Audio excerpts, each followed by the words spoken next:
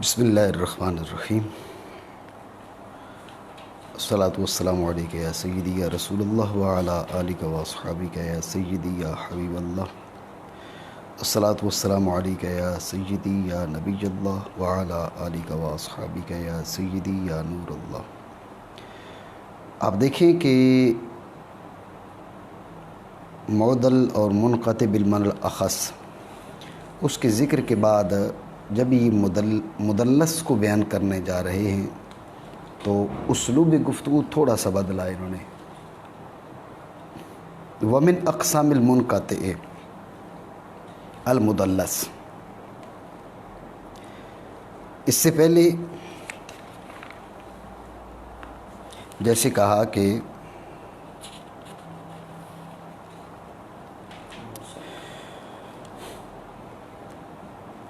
والسقوط اما ان يكون من اول السند ويسمى معلقا، معلق کو یوں بیان کیا۔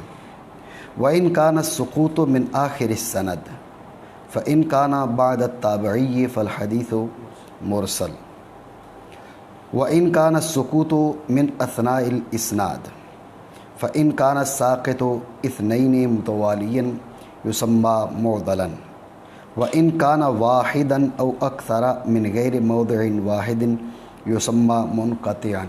اب غور کریں کہ یہ اسلوب اور ہے۔ اب مدلس کا بیان آیا تو کیا کہا؟ وَمِنْ أَقْسَامِ الْمُنْقَطِعِ الْمُدَلَّسُ، منقطع کی اقسام میں سے ایک مدلس بھی ہے۔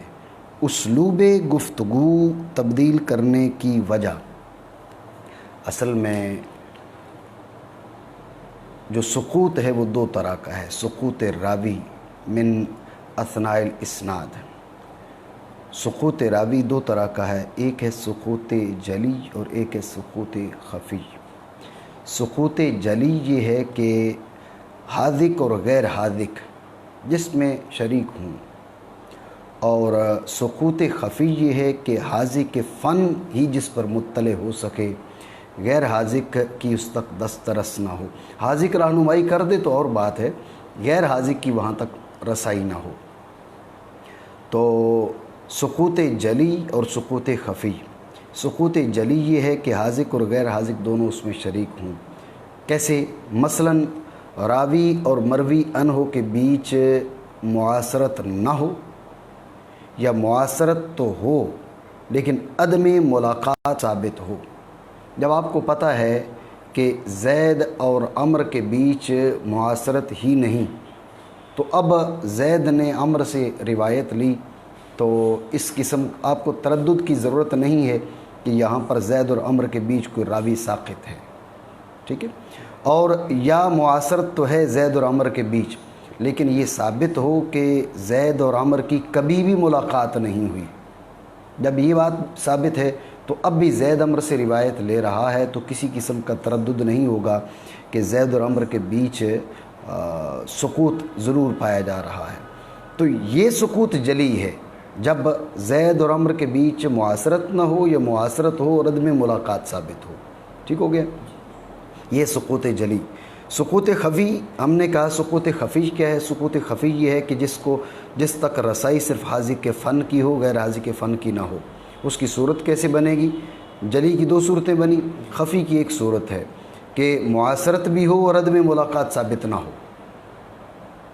معاصرت ہو، عدم ملاقات ثابت نہ ہو، یہ مطلب نہیں ہے کہ ملاقات ثابت ہو، یہ بھی لازم نہیں ہے، عدم ملاقات ثابت نہ ہو، تو یہ سقوط خفی ہے۔ معاصرت ہے اور عدم ملاقات ثابت نہیں ہے۔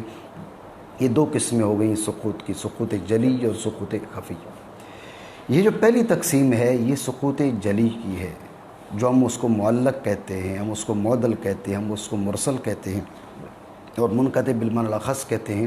یہ سقوط جلی ہے۔ اب جو گفتگو کرنے جا رہے ہیں یہ سقوط خفی ہے۔ یہ وجہ ہے اسلوب بدلنے کی۔ خلاصہ گفتگو میں پھر بیان کرتا ہوں۔ انہوں نے کہا ومن اقسام المنقطع المدلس، منقطع کی اقسام میں سے ایک مدلس ہے۔ تو ہم نے یہاں سوال یہ اٹھایا کہ اس سے پہلے بھی منقطع کی کئی قسمیں ذکر کی ہیں، ان میں اسلوب گفتگو اور تھا اور یہاں اسلوب گفتگو بدل گیا ہے۔ وجہ اس اسلوب گفتگو بدلنے کی کیونکہ علماء جب اسلوب گفتگو بدلتے ہیں، اصحاب عقل ہیں، اصحاب دانش ہیں، یہ کیسے ہو سکتا ہے کہ بغیر کسی بھی نقطہ کے وہ اسلوب گفتگو بدلیں؟ تو اسلوب گفتگو بدلنے کی وجہ کیا ہے؟ اس کا خلاصہ یہ کہ سقوط کی دو قسمیں، سقوط راوی کی، جلی اور خفی۔ کیونکہ اس سے پہلے جتنی بھی قسمیں بیان ہوئی ہیں وہ سقوط جلی کے لحاظ سے تھی، یہاں پر جو گفتگو کر رہے ہیں وہ سقوط خفی کے لحاظ سے ہے، اس لیے انہوں نے اسلوب گفتگو بدلا، اس بات پر متنبع کرنے کے لیے، اس بات کی طرف اشارہ کرنے کے لیے کہ وہ اقسام اور لحاظ سے تھی، یہ جو قسم ہے یہ اور لحاظ سے ہے۔ یہاں پر میں ایک وضاحت یہ بھی کروں گا، چونکہ شیخ محقق رحمہ اللہ تعالیٰ پر کسی قسم کا اعتراض نہیں کیا جا سکتا، اس لیے کہ آپ نے فی بعض مصطلحات علم الحدیث کہہ دیا تھا۔ جب آپ نے فی بعض مصطلحات علم الحدیث کہہ دیا تھا تو اب آپ یہ اعتراض نہیں کر سکتے کہ مدلس کی اتنی قسمیں ہیں اور مدلس کے ساتھ مرسل خفی ہے، وہ حضرت نے کیوں نہیں بیان کی؟ تو اصل بات یہ کہ جب آپ نے اس چیز کا وعدہ ہی نہیں کیا کہ میں ساری کی ساری اقسام بیان کروں گا تو آپ اعتراض کیسے کر سکتے ہیں؟ تو انہوں نے اس لیے کہا تھا کہ فی بعض مصطلحات علم الحدیث فی مما یکفی فی شرح الکتاب۔ تو اب میں ذکر کرتا ہوں کہ مدلس اور یہاں یہیں پر ایک مرسل خفی، مدلس کی پھر آگے تین قسمیں محدثین کے ہاں کی جاتی ہیں، ایک مدلس الاسناد ہے، مدلس الشیوخ ہے اور مدلس التسویہ ہے۔ تو مدلس الاسناد کی تعریف آپ ذہن میں رکھیں تاکہ مرسل خفی کی تعریف آپ کے ذہن میں آ سکے۔ مدلس الاسناد کیا ہے کہ راوی کوئی ایسی حدیث، راوی کیا کرتا ہے، حدیث کسی ایسے شیخ سے جس سے ملاقات ثابت ہو، ملاقات معاصرت تو لازمی ہے، راوی ایسے شیخ سے جس سے ملاقات ثابت ہو، ایسی حدیث جو اس سے نہ سنی ہو۔ ایسے ہوتا ہے کہ آپ کی کسی شیخ سے ملاقات رہی مہینہ، 10 دن، سال، لیکن کوئی بات شیخ نے ایسی بیان کی کہ جو آپ نے بلا واسطہ اس سے نہیں سنی۔ راوی ایسے شیخ سے جس سے ملاقات ثابت ہو، ایسی حدیث جو شیخ سے نہ سنی ہو، ایسے الفاظ کے ذریعے روایت کرے جو موہم سما ہوں، جن سے سما کا وہم ہوتا ہو، سری نہ ہو۔ مطلب ابھی ہم آپ کے سامنے صاحبزادہ ڈاکٹر زبیر صاحب کی بات کرتے ہیں، تو اب یہ والی تو بات نہیں ہے کہ آپ کی ان سے ملاقات نہیں ثابت، ٹھیک ہے، تو آپ کوئی بات کرتے ہیں ان کے حوالے سے جو آپ نے ان سے بلا واسطہ نہیں سنی، لیکن آپ یوں کہتے ہیں کہ صاحبزادہ صاحب کہتے ہیں یہ لفظ، صاحبزادہ صاحب یہ کہتے ہیں، ڈاکٹر صاحب یہ کہتے ہیں۔ اب یہ جو الفاظ ہیں نا کہ صاحبزادہ صاحب یہ کہتے ہیں، ڈاکٹر صاحب یہ کہتے ہیں، اب یہ سما میں سری نہیں ہے، اس لیے یہ اعتراض نہیں کیا جا سکتا کہ بھئی اس آدمی نے غلط بیانی سے کام لیا، اس نے سنی نہیں تھی، جب سنی نہیں تھی تو اس نے یہ کیوں کہا یہ میں نے بات سنی ہے۔ تو یہ والا جملہ اگر آپ یہ جملہ کہتے ہیں کہ صاحبزادہ صاحب کہتے ہیں، ڈاکٹر صاحب کہتے ہیں، تو اب یہ والے کسی مطلب کذب کی تہمت نہیں لگائی جا سکتی، جھوٹ والا جو نا وہ فتویٰ نہیں دیا جا سکتا، اس لیے کہ آپ نے یہ نہیں کہا کہ میں نے بالکل اپنے کانوں سے بات کہتے ہوئے ان کو سنی۔ اگر جو سنی اس کے بارے میں آپ کہیں پھر تو کوئی مسئلہ نہیں ہے، جو آپ نے نہیں سنی، آپ نے یہ نہیں کہا، تو پھر کوئی اعتراض نہیں کیا جا سکتا۔ تو بہرحال شیخ ایسے ہیں جن سے ملاقات ثابت ہے، بات ایسی روایت کی جا رہی ہے کہ جو بلا واسطہ نہیں سنی، الفاظ وہ استعمال کیے جا رہے ہیں جن سے وہم ہوتا ہے سما کا، یہ تدلیس اسناد ہے، یہ روایت مدلس الاسناد ہے، ٹھیک ہے۔ ایک ہے مدلس الشیوخ۔ مدلس الشیوخ کیا ہوتی ہے؟ مدلس الشیوخ یہ ہوتی ہے کہ آپ اپنے شیخ کو اس انداز میں ذکر کرتے ہیں، ایسی صفت کے ساتھ اور ایسی مطلب کہ نام کے ساتھ جس سے وہ معروف نہیں۔ مثال کے طور پہ میری کنیت ہے ابو اریب، تو وجی بھی میرا بیٹا ہے، تو میرے بارے میں آپ اگر ابو اریب معروف ہو جاتا ہے، مشہور ہو جاتا ہے، تو آپ ابو اریب کہتے ہیں، تو آپ کہتے ہیں قال علی ابو اریب، تو اب جو مجھے جاننے والے ہیں وہ سمجھ جائیں گے کہ آپ میری بات کر رہے ہیں۔ لیکن آپ کہتے ہیں یار میں بار بار اسی کا نام لیتا ہوں، تو میں یوں کہہ دیتا ہوں وہی قال علی ابو وجیح۔ اب یہ جو آپ نے کہا تو ذہن کہیں اور چلا گیا کہ شاید یہ ابو وجیح کا کوئی اور ہے، یہ ابو عریب سے بھی روایت کرتا ہے اور یہ ابو وجیح سے بھی روایت کرتا ہے۔ یہ تدلیس شیوخ ہے کہ شیخ کا غیر معروف نام ذکر کرنا۔ اس میں پھر یہ بات دیکھی جاتی ہے کہ مقصد کیا ہے ذکر کرنے والے کا۔ اگر مقصد فاسد نہیں ہے تو تدلیس شیوخ کی بنیاد پر ہم کسی پر اعتراض نہیں کر سکتے، اس کو مجروح نہیں کہہ سکتے۔ کئی مقاصد ہوتے ہیں، وہ اس نے اپنے شیخ کی کوئی تعریف والا جملہ، اس کا شیخ، اس کا استاذ، وہ کسی نام سے معروف تو نہیں تھا لیکن اس کا ایک وصف کمال تھا، وہ چاہتا ہے کہ میں اس وصف کمال کو معروف کروں لوگوں کے سامنے، لوگوں کو پتہ چلے کہ میرے شیخ میں یہ خوبی ہے، میرے شیخ میں یہ کمال ہے، لوگوں کو پتہ نہیں ہے میں شیخ کے ساتھ رہا ہوں، میں نے یہ شیخ کی یہ خوبی دیکھی ہے، تو وہ اس لیے اس نام کے ساتھ اس کو ذکر کرتا ہے، لیکن اس کی کوشش کے باوجود وہ نام معروف نہیں ہو پایا۔ جب نام معروف نہیں ہو پایا تو اب اس پر اعتراض نہیں کیا جا سکتا، اس لیے کہ اس کی نیت میں کوئی فساد نہیں تھا۔ جب نیت میں فساد نہیں تھا، اس کی کوشش یہ تھی کہ میں اپنے شیخ کی اس خوبی کو لوگوں کے سامنے پیش کروں، لیکن وہ نہیں پیش کر سکا تو یہ اس کا قصور نہیں ہے، لیکن اس بنیاد پر یہ تدلیس شیوخ تو شمار ہوگی، لیکن اس کی بنیاد پر جو مدلس ہے اس پر کسی قسم کا اعتراض نہیں ہوگا۔ البتہ اگر اس کی نیت میں فساد ہو، وہ کہتا ہے یار یہ اس نام سے تو سب لوگ جانتے اور سب کو پتہ ہے کہ یہ تو کسی کام کا آدمی نہیں ہے، تو اب میں جھوٹ بھی نہ بولوں اور میں اس کا وہ نام ذکر کروں جس نام سے لوگ اس کو پہچانتے نہیں ہیں، تاکہ میں غلط بیانی کا جو دھبا ہے وہ میرے اوپر نہ لگے، میں کذب کا شکار نہ ہوں، اور اس کے ساتھ دوسری چیز یہ ہے کہ لوگ میری روایت کو سامنے رکھ کر اس پر یہ اعتراض بھی نہ کریں کہ یہ روایت تو ضعیف ہے، یہ بات تو ناقابل قبول ہے، اس لیے کہ اس کا جو شیخ ہے وہ تو ضعیف ہے، تو اس لیے آپ نے تبدیلی کر دی۔ اب آپ پر اعتراض بنے گا کہ اس لیے کہ آپ نے تدلیس کی ہے، لوگوں کی آنکھوں میں دھول جھونکی ہے۔ آگے چل کے بات آ رہی ہے کہ تدلیس کے بارے میں ہمارے علماء کی اور ہمارے ائمہ کی کیا رائے ہے، یہ ابتدائی طور پر میں گفتگو کر رہا ہوں۔ یہ تدلیس شیوخ ہے، پہلی ہے تدلیس اسناد، دوسری تدلیس شیوخ، تیسری تدلیس تسویہ۔ تدلیس تسویہ یہ کہ آپ نے کسی شیخ ثقہ سے روایت کی، وہ ثقہ آگے ضعیف سے روایت کر رہا ہے، وہ ضعیف آگے ثقہ سے روایت کر رہا ہے، یعنی آپ کے پاس ایک روایت تھی ثقہ ان ضعیف ان ثقہ، آپ نے کہا کہ یہ ثقہ ان ضعیف ان ثقہ، اس ضعیف کی وجہ سے تو یہ روایت مقبول نہیں ہوگی، آپ نے ضعیف کو گرا دیا اور ثقہ ان ثقہ کر دیا، وہ ضعیف گرا دیا، چونکہ ثقہ ان ثقہ کیا ہے آپ نے، ایسا لفظ آپ اس کے اندر نہیں لے کر آئے کہ جس کی وجہ سے یہ کہا جا سکے کہ اس نے غلط بیانی کی، اس نے تدلیس ضرور کی لیکن یقینی طور پر یہ نہیں کہا جا سکتا کہ اس نے غلط بیانی کی، کیونکہ آپ نے کہا کہ ان فلان ان ثقۃ ان ضعیف ان ثقۃ، آپ نے کہا ان ثقۃ ان ثقۃ، وہ ضعیف گرا دیا آپ نے سرے سے، جب ضعیف سرے سے گر گیا اور آپ نے کوئی ایسا لفظ نہیں بولا جو سماع میں صریح ہو، تو لہٰذا جھوٹ کا دھبا تو نہیں لگتا، یقینی طور پر تو یہ نہیں کہا جا سکتا قطعی طور پر کہ اس نے غلط بیانی کی ہے، بلکہ اس نے تدلیس کی ہے، تدلیس اور چیز ہے اور کذب اور چیز ہے۔ بہرحال یہ ہے تدلیس تسویت، کیونکہ آپ نے اس کو حدیث کو برابر کر دی، اس کی سند کو، ثقہ ان ضعیف ان ثقہ تھا، آپ نے ثقہ ان ثقہ کر دیا، تو یہ تدلیس تسویت ہے۔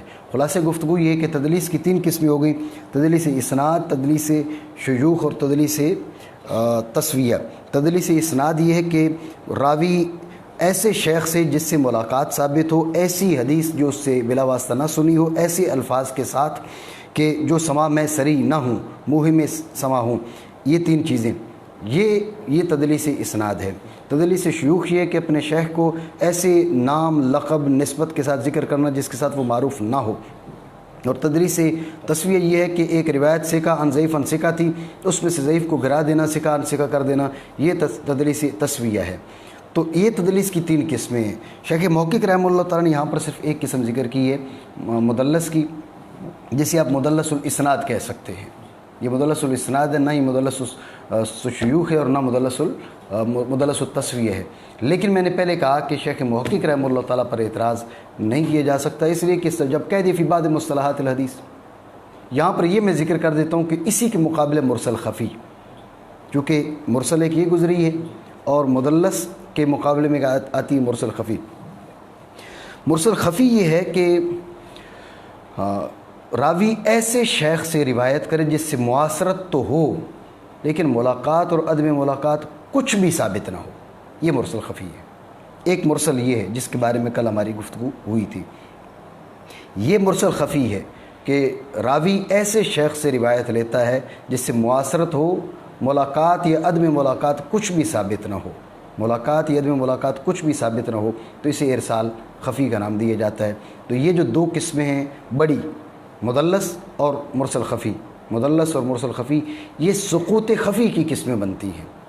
پہلے جو 4-5 قسمیں گزری ہیں وہ سقوط جلی کی ہیں، یہ سقوط خفی کی ہیں۔ ٹھیک ہو گیا جی۔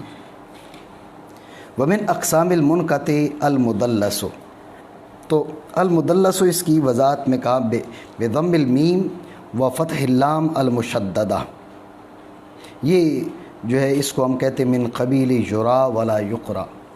استاذ گرامی استاذ علامہ غلام محمد توسیع صاحب رحمہ اللہ تعالی رحمۃ واسعہ، تو وہ فرمایا کرتے تھے بھئی یہ ہے من قبیل یرا ولا یقرا، بھئی اس کو صرف دیکھا جائے گا، پڑھا نہیں جائے گا۔ لہٰذا جب ہم عبارت پڑھیں گے تو ہم یوں پڑھیں گے ومن اقسام المنقطع المدلس ویقال لهذا الفعل التدلیس، یہ بیچ میں نہیں پڑھیں گے بضم المیم و فتح اللام المشددہ، اس لیے کہ یہ بضم المیم و فتح اللام المشددہ یہ المدلس کی جو شکل ہے وہ بیان کرنے کے لیے ہے۔ اس کی شکل یہ ہے میم پہ ضم پڑھنا، وہ آپ نے پڑھ دیا، لام کو مشدد پڑھنا وہ آپ نے پڑھ دیا، اور لام پہ فتح دینا وہ آپ نے کر دیا۔ جب یہ کر دیا تو اب بضم المیم و فتح اللام المشددہ یہ کہنا بے فائدہ ہو گیا، یہ تو آپ کو بتانے کے لیے تھا نا، وہ آپ نے پڑھ دیا۔ تو ایسا ہوتا ہے کہ بھئی بعض اوقات ہم کیا کرتے ہیں، ان چیزوں کو نہیں سمجھتے۔ آج کل مصنفین کو بھی اللہ ہدایت عطا فرمائے، مصنفین بے شمار ہو گئے، جس کو دل کرتا ہے وہ لکھنے بیٹھ جاتا ہے۔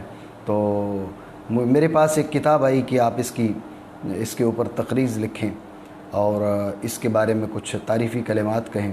میں نے اس کا پہلا صفحہ کھولا تو اس میں جو لکھا ہوا تھا وہ یہ تھا کہ اللہ رب العالمین نے فرشتوں سے جب اولاد آدم سے یہ فرمایا کہ الستو بربکم، تو سب نے مل کر کہا قالوا بلا، سب نے مل کر کہا قالوا بلا۔ تو میں نے کہا میں اس کے اوپر کیا کہوں، کیا لکھوں بھئی جب سب نے مل کر کہا قالوا بلا۔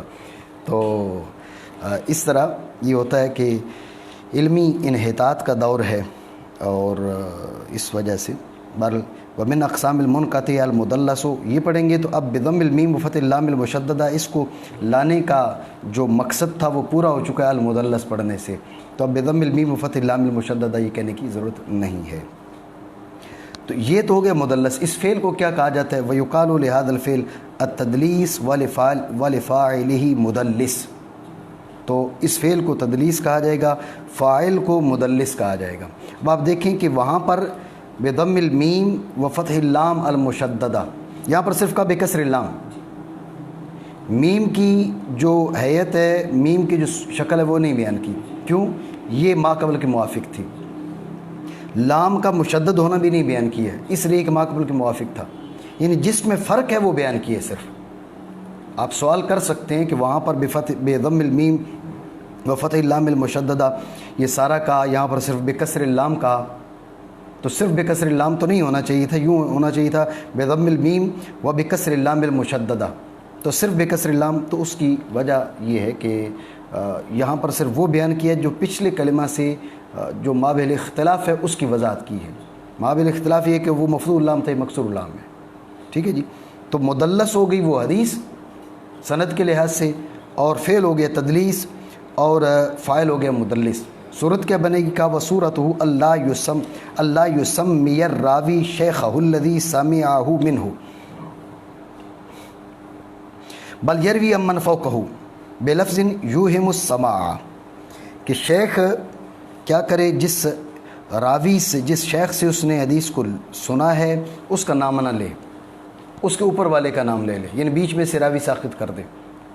لیکن کیا ہے، لفظ اگر یہ استعمال کرتا ہے، مثال کے طور پہ اس کی ملاقات ہوئی ہے امام ابو حنیفہ رحمہ اللہ تعالیٰ سے، یا اس کی ملاقات ہوئی امام محمد رحمہ اللہ تعالیٰ سے اور جناب امام ابو حنیفہ علیہ رحمہ سے اس کی ملاقات نہیں ہوئی، تو اب وہ کیا کرتا ہے، وہ کہتا ہے کہ بھئی سمیت ابا حنیفہ تھا. جب یہ کہتے ہیں سمیت ابا حنیفہ تھا تو یہ کذب میں صریح ہے، یہ تدلیس نہیں ہے. تدلیس کیا ہوگا؟ بلفظ یوہم السماع، جو سماع کا موہم ہو. وہ کہتے ہیں ان ابی حنیفہ تھا قال ابو حنیفہ تھا، تو جب یہ کہتے ہیں ان ابی حنیفہ، حضرت امام ابو حنیفہ سے مروی ہے، امام ابو حنیفہ رحمہ اللہ تعالیٰ نے فرمایا. جب یہ کہتا ہے تو اب کہ یہ لفظ سماع کا وہم تو ڈالتا ہے کہ شاید اسے نے سنا ہوگا، بھائی جب یہ بات کر رہا ہے اسے کیسے پتہ چلا؟ تو یہ سماع کا وہم ڈال رہا ہے لیکن سماع میں صریح نہیں ہے. اگر سماع میں صریح ہوتا تو یہ کذب بن جاتا. ٹھیک ہے جی.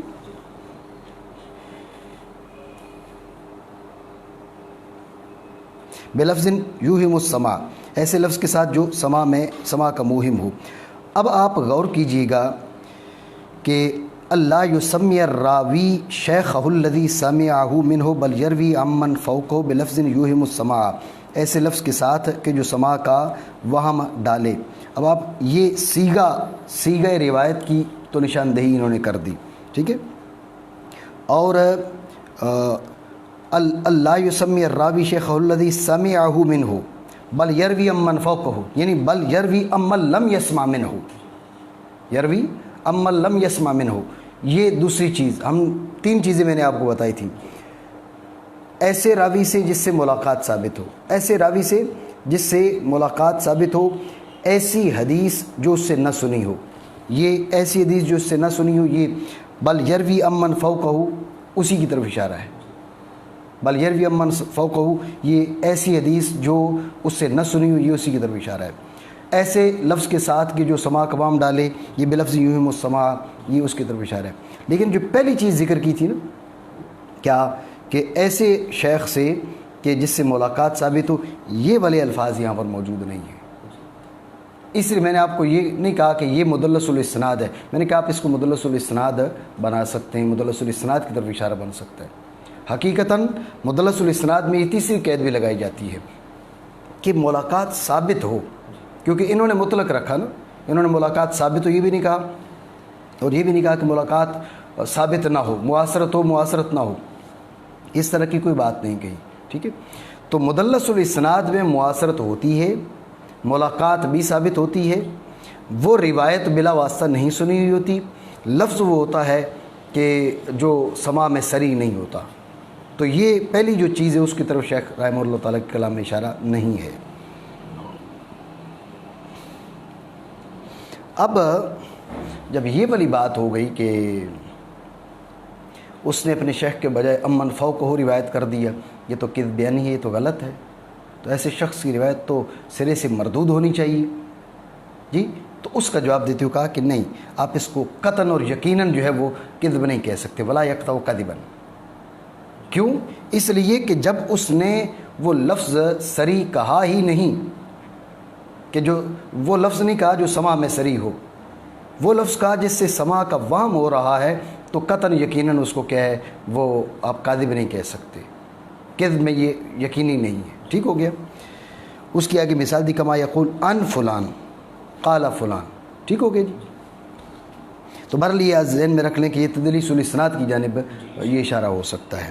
اب آگے تدلیس کا حکم کیا ہے، یہ بیان کرنے سے پہلے اس کے لغوی معنی بھی بتاتے ہیں کہ لغوی معنی کیا ہے. وقت تدلیس فی اللغت کتمان عیب الصلاۃ فی البیع، کہ بیع کے اندر جو سامان تجارت ہے اس میں پائے جانے والے عیب کو چھپانا، وہ عیب چھپانا کیا ہے، یہ تدلیس ہے. یہ لغوی طور پر ایک شخص ہے، کوئی چیز بیچ رہا ہے، اس کو پتہ ہے کہ اس کے اندر فلاں خرابی، موبائل بیچ رہا ہے، اس کو معلوم ہے کہ یہ آدھے گھنٹے بعد جو ہے نا وہ ہو جاتا ہے، آف ہو جاتا ہے، اور وہ عیب نہیں بتاتا، یہ تدلیس ہے. یا اس کے اندر کوئی عیب ہے کپڑے کے اندر اور اس نے لپیٹ دیا، کپڑے کے اندر لپیٹ دیا، جس جانب عیب نہیں تھا وہ دکھا رہی ہے، دیکھ لیں کیسا اچھا کپڑا ہے، بعد میں پتہ چلا اس کے اندر تو عیب تھا، اندر سے تو وہ کٹ لگا ہوا تھا، کوئی بھی چیز تھی. یہ تدلیس ہے. ٹھیک ہے جی. یہ لغوی طور پر تدلیس لغت میں بیع کے اندر سامان کے عیب کو چھپانا ہے، یہ ایک معنی. اور بعض نے کہا کہ یہ مشتق ہے، یہ بنا ہے دلس سے. دلس کے معنی کیا ہیں کہ تاریکیوں کا ملنا اور شدید ہونا، شدید تاریکیاں، یہ کیا ہو گیا؟ یہ ہو گیا دلس کے معنی۔ تو پھر تدلیس کو تدلیس کیوں کہا جاتا ہے؟ وجہ یعنی مناسبت کی وجہ کیا ہے؟ مناسبت کی وجہ یہ ہے کہ حدیث مدلس کے اندر بھی کیا ہوتی ہے؟ خفا پایا جاتا ہے، کیونکہ آپ نے جس کو ساقط کیا آیا وہ ثقہ ہے یا ضعیف ہے؟ جس طرح سامان، اس کا جو عیب ہے اس کو آپ نے کسی نے اگر چھپایا تو اب خفا آ گیا۔ تاریکیاں خفا، تاریکیوں میں بھی خفا ہے، سامان تجارت کے عیب کو چھپانا اس میں خفا ہے، اسی طرح تدلیس اسناد میں خفا ہے۔ تو اشتراک فی الخفا کی وجہ سے اس کو مدلس کہہ دی گئی، وجہ تسمیہ کی طرف اشارہ کر دیا گیا ہے۔ اور کبھی کہا جاتا ہے مشتق کے دلس سے، اور وہ تاریکیوں کا ملنا اور ان کا شدید ہونا۔ تو مدلس کو پھر مدلس کیوں کہا جاتا ہے؟ سمی بہ لاشتراکہما فی الخفا، خفا میں اشتراک کی وجہ سے اس کو مدلس کہا جاتا ہے۔ یہ ہو گیا تدلیس کے لغوی معنی، اور اصطلاحی معنی اور لغوی معنی کے بیچ مناسبت کی طرف اشارہ یہ ہو گیا۔ اب تدلیس کا حکم کیا ہے؟ فرمایا وقال الشیخ، شیخ نے کہا، شیخ سے مراد یہاں پر ابن حجر رحمہ اللہ تعالیٰ ہے، ابن حجر اسقلانی رحمۃ اللہ تعالیٰ علیہ، شیخ سے یہ مراد ہے۔ شیخ رحمہ اللہ تعالیٰ نے کہا وحکم من ثبت عنہ التدلیس انہ لا يقبل منہ الا اذا صرح بالتحدیث۔ یہ مختلف اقوال ذکر کرتے ہیں۔ ابن حجر رحمہ اللہ تعالیٰ نے طبقات المدلسین باقاعدہ ایک کتاب تصنیف کی ہے، طبقات المدلسین، اور اس میں جو ہے وہ تقریباً 5 طبقات ذکر کی ہیں مدلسین کے، کہ ان کے طبقات کے ہیں۔ ایک وہ طبقہ ہے جس کی جانب تدلیس کی نسبت بطور ندرت کی گئی ہو، جیسے یحییٰ بن سعید ہیں، ٹھیک ہے، ما ثبت منہ ما نسب الیہ تدلیس الا نادرا، یہ یحییٰ بن سعید، ان کی جانب بطور ندرت کے تدلیس کی نسبت کی گئی ہے۔ تو چونکہ بطور ندرت ہے اس لیے ان کی روایت مقبولہ ہے۔ اور کچھ وہ لوگ ہیں کہ جن سے تدلیس، وہ 2 قسم کے لوگ دوسرے طبقے میں انہوں نے ذکر کیے ہیں، 2 قسم کے لوگ۔ ایک وہ ہیں کہ جن کی روایات ایک طرف رکھیں اور ان کی تدلیس دوسری جانب رکھیں، تو یہ تدلیس انتہائی قلیل، ٹھیک ہے، اس نسبت سے جو ان کی مرویات ہیں۔ پھر یہ جو مدلس ہے یہ ثقہ ہے، یہ عالم بالحدیث ہے اور بہت جلیل القدر امام ہے۔ تو چونکہ ایک تو اس سے جو تدلیس ثابت ہے انتہائی کم ہے نسبتاً، دوسرے اس کی امامت اور جلالت اس کے پیش نظر کیا ہے، اگر دیکھا جائے تو یہ جو طبقہ ہے دوسرا، ان کی تدلیس بھی مقبول ہے۔ اور اسی میں دوسرے طبقے میں وہ لوگ آتے ہیں کہ جن کے بارے میں ثابت ہے کہ لا یدلس الا عن ثقہ، یہ لا یدلس الا عن ثقہ، یہ ہے سفیان بن عیینہ، یہ آگے چل کے ذکر کر رہے ہیں۔ تو سفیان بن عیینہ کی جو تدلیس ہے وہ بھی مقبول ہے، کیونکہ انہ کان لا یدلس الا عن ثقہ، ان کی تدلیس صرف اور صرف ثقہ سے ہوتی تھی۔ تو جب آپ نے دیکھیں نا، یہ جو بیچ میں راوی ہے، آپ اس کا نام کیوں جاننا چاہتے ہیں؟ آپ کیا کریں گے اس کے نام کو جان کر؟ آپ تو اس کے نام کو اس لیے جاننا چاہتے ہیں کہ معلوم پڑے کہ یہ ثقہ ہے یا ضعیف ہے، تاکہ ہم سند پر حکم لگا سکیں۔ لیکن جب یہ بات ثابت ہے کہ یہ والا جو محدث ہے یہ لا یدلس الا عن ثقہ، تو اس کو جس نے گرایا ہوگا وہ بھی ثقہ ہی ہوگا، یہ ہو نہیں سکتا کہ جس کو اس نے گرایا وہ ضعیف ہو۔ تو جب جس کو اس نے گرایا وہ ثقہ ہی ہے، ہم نے اس کو جاننا اسی لیے تھا تاکہ ہمیں معلوم پڑے کہ یہ ثقہ ہے یا ضعیف ہے۔ ہم نے اس کو جاننا اسی لیے تھا کہ وہ ثقہ ہے یا ضعیف ہے۔ جب ہمیں اس کی عادت سے معلوم ہے کہ لا یدلس الا عن ثقہ، تب ہمیں اسے جاننے کی ضرورت ہی نہیں رہی۔ اب سفیان بن عیینہ جانے، ان کا کام جانے، انہوں نے جس کو ساکت کیا ان کا مسئلہ ہے۔ ہمیں ہی معلوم ہے کہ سفیان بن عیینہ اگر تدلیس کریں گے تو وہ ثقہ سے کریں گے، تو لہٰذا سفیان بن عیینہ کی جو تدلیس ہے، تدلیس کے باوجود سفیان بن عیینہ کی جو مرویات ہیں وہ معتبر ہیں۔ یہ جو طبقات مدلسین ذکر کیے ہیں، بیان کیے ابن حجر رحمہ اللہ تعالیٰ نے، دوسرے درجے میں آتے ہیں، اوپر سے دوسرے درجے میں سفیان بن عیینہ آتے ہیں۔ تو بہرحال حکم من ثبت عنہ التدلیس انہ لا يقبل منہ الا اذا صرح بالتحدیث، کہ جس سے تدلیس ثابت ہو، یہ کہنا جس سے تدلیس ثابت ہو، صرف وہم کی بنیاد پہ نہیں۔ دیکھیں تدلیس کے لیے کلمات استعمال کیے جاتے ہیں، عن استعمال کیا جاتا ہے، قالا استعمال کیا جاتا ہے، صرف ان کے استعمال سے آپ اس کو مدلس نہیں کہہ سکتے، اس لیے کہا کہ من ثبت عنہ تدلیس، ماز وام ہو آپ کو تو اس وام کی بنیاد پر آپ کسی کی حدیث کے بارے میں کچھ حکم لگا دیں تو اس کی اجازت نہیں ہے۔ من ثبت عنہ تدلیس اس کے بارے میں بات ہوگی۔ جب من ثبت عنہ تدلیس، اب کیا ہے، آیا اس کی حدیث مقبول ہوگی یا مقبول نہیں ہوگی؟ سب سے پہلا سٹیپ یہ ہے کہ یہ دیکھیں گے کہ اسے تدلیس ثابت ہے یا نہیں ثابت۔ اگر تدلیس ثابت نہیں ہے تو اب یہ گفتگو ہم نہیں کریں گے۔ اگر تدلیس ثابت ہے تو اس کے بعد ہم دیکھیں گے کہ اس نے تحدیث کی تصریح کی ہے یا نہیں کی۔ اگر تحدیث کی تصریح کرے، وہ کہ سمیت ابا حنیفہ، سمیت محمدن، سمیت ابا یوسفہ، جب سمیت کہہ دیا، حدثنی ابو یوسفہ، حدثنی ابو حنیفہ، حدثنا محمد بن الحسن، جب سما کی تصریح موجود ہے اب یہ معمول بر تدلیس نہیں ہے، سما کی تصریح موجود ہے۔ البتہ اس سے تدلیس ثابت ہو اور یہاں سما کی تصریح نہ ہو، بلکہ کیا کہہ رہا ہو، ان ابی حنیفہ، ان محمد، ان ابی یوسف، تو مقبول نہیں ہے۔ لیکن یا یہ چیز ذہن میں رکھیں، مقبول نہیں ہے کہ مطلب یہاں پر پھر مرحلہ آتا ہے کس چیز کا، یہاں مرحلہ آتا ہے کہ اس کی دیگر جو اسانید ہیں ان کو دیکھنا۔ یہ جو دراست الاسانید ہے، علم التخریج و دراست الاسانید، اس کے اندر ہم اس چیز کو بیان کرتے ہیں کہ اب ہم کیا کریں گے، اب ہم اس حدیث کی مرویات، دیگر جو روایات ہیں، دیگر جو اسانید ہیں، ہم ان کی تتبع تلاش میں لگ جائیں گے۔ ہو سکتا ہے کوئی ایسا طریق ہو جہاں پر سما کی تصریح موجود ہو۔ مثال کے طور پہ امام محمد رحمہ اللہ تعالیٰ سے کسی نے حدیث روایت کی، ایک راوی نے روایت کی تو اس میں ان ابی حنیفہ ہے، ایک میں ہے ان ابی حنیفہ، دوسری میں امام محمد علیہ رحمہ سے دوسرے نے لیا، اس میں ان ابی حنیفہ، تیسرے میں ان ابی حنیفہ، چوتھے میں ہے امام محمد کہنے سمیت ابا حنیفہ۔ اس لیے ایک سند کو دیکھ کر فوراً یہ کہہ دینا کہ یہ حدیث مقبول نہیں ہے، یہ آسان کام نہیں ہے، یہ غلط کام ہے۔ آپ اس کے دیگر جو طرق ہیں ان کو دیکھیں گے۔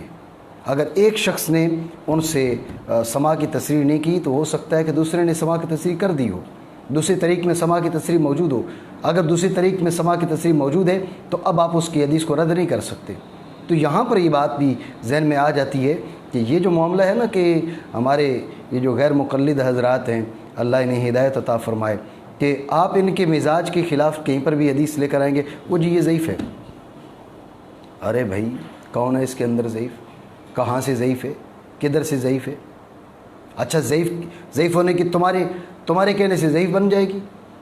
آپ کے مزاج کے خلاف جہاں پر روایت آ جاتی ہے، اس کی کیا وجہ ہے کہ حنفیوں کی جتنی معید احادیث ہیں وہ ساری غریب، وہ ساری ضعیف ہیں، اور غیر مقلدوں کی جتنی معید ہیں وہ ساری کی ساری اعلیٰ درجہ کی جو ہے نا وہ درجہ صحت پر ہیں۔ اس کی کیا وجہ ہے؟ تو اصل میں ضمنی طور پر یہ بات آ گئی کہ غیر مقلدین حضرات جو ہیں وہ لوگوں کو غلط طریقے سے لوٹنے کی کوشش کرتے ہیں اور امت مسلمہ میں ناحق انتشار اور فساد کا ذریعہ ہیں۔ اس لیے کہ غیر مقلد حضرات جن مسائل کو لے کر ہمارے عام مسلمانوں کے ذہنوں کو خراب کرتے ہیں، وہ انتہائی درجہ فرعی مسائل ہیں۔ فرعی مسائل میں مجتہدین کے اختلافات کی گنجائش ہوتی ہے۔